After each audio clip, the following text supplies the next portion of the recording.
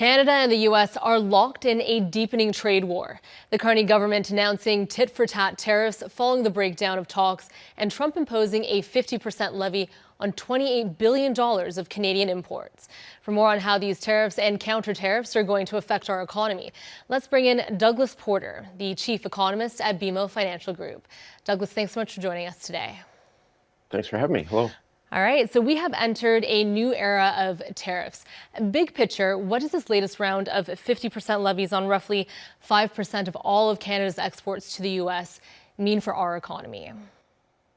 So the direct impact of these tariffs is it's meaningful, but it's not going to significantly move the dial on inflation. Just to put in perspective, we just learned last week that Canada's inflation rate is running at about 3% right now.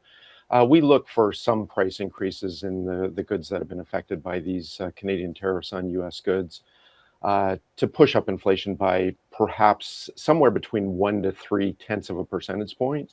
So, for instance, it might push inflation from about 3% to 3.2%. We're not talking about it driving inflation from 3 to 4 to 5% or something like that. But on some certain goods, you are likely to see an effect. There's a wide variety. The number of products that were affected by these tariffs are, count in the hundreds. But there are some specific areas like furniture and appliances, and for instance, things like makeup and golf clubs can be affected by tariffs. That's where Canadians may see it. But I think overall, for the inflation number, it probably won't move the needle in a big way.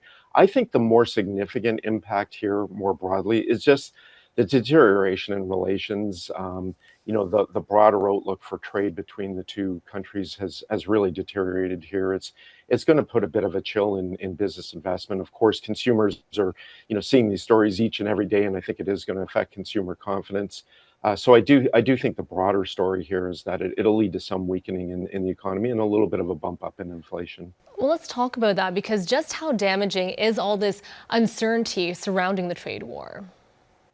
Yeah, and to me, that's probably the biggest impact so far. What I'm concerned about is some of these, ongoing threats of even more. Of course, when Canada retaliates, we're now hearing today the possibility that the U.S. may up the stakes again, and we've already heard, in recent days that Mr. Trump is threatening to impose a 50% tariff on Canadian auto parts sales to the U.S., which is, of course, incredibly significant.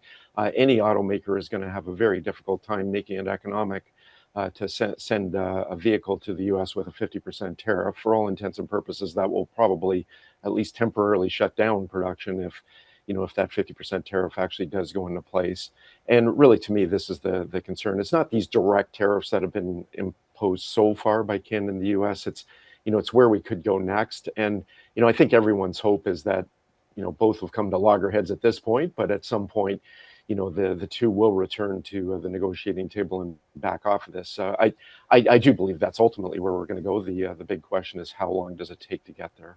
All right, now, Douglas, you mentioned there the counter tariffs, because Carney announced these, and I have to wonder, though, is this going to hinder our economy, or can it help it? What do you think about the tit for tat, the counter tariffs? Yeah, I will tell you straight off the bat, as an economist, I'm not in love with counter tariffs, and most economists will tell you that in some ways it's hurting us as much as it's hurting the U.S. because, as I said, it does raise the price of a number of goods that we would import from the U.S. Now, the counterpoint is it also will affect some U.S. industries, and overall, that's the strategy here. It's meant to put pressure on a number of key industries and sectors in the U.S., which the hope is that they will then turn around and put pressure on politicians within the U.S. It's no mystery that a lot of the tariffs are aimed at border states or states that have Senate races coming up in the midterm, where it's still a bit of a toss-up, and the hope is that the Republican candidate will then turn around and put some pressure on the administration to back off. So really, this is almost more gamesmanship. But from an economic standpoint, no, retaliatory tariffs actually, as I said, hurt us arguably as much as the U.S. So how do you see this trade war, this tariff war, potentially reshaping how our government, how the Bank of Canada looks at Canada-U.S. trade and fiscal policies? Well, of course, the first part of it in terms of trade policies, where we go from here is really one of the huge questions. Is this an irreparable break in relations between Canada and the U.S.? I'd like to believe it isn't. I don't think it is. But can we go all the way back to the state we were in, say, 2 years ago? That's a question mark later on, and we'll see how things develop. And I think it's one of the reasons why we have to turn down the temperature now and not get to a point where we can't go back. For the Bank of Canada, I would say that they're faced with a real dilemma here. On the one side, as I said, it is going to put a little bit of upward pressure on inflation over the near term, and of course, we're all dealing with the outcome of the war with Iran and the higher energy prices that we're faced with. So inflation has ticked up a bit. But on the other side, of course, the growth outlook has been somewhat harmed by this trade spat. And I think on balance, that's actually going to dominate the Bank of Canada's thinking. So any talk about the Bank of Canada raising interest rates, I think has got to be pushed to the sideline.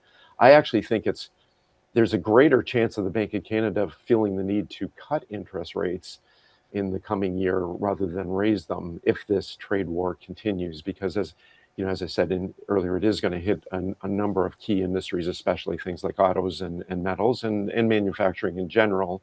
And in a world where the overall economic growth outlook is relatively weak, that's probably going to get the Bank of Canada thinking about cutting interest rates, not raising them. Well, we'll see a week from today because that is the Bank of Canada's next interest rate decision. Douglas, thank you so much for joining us today. We appreciate it.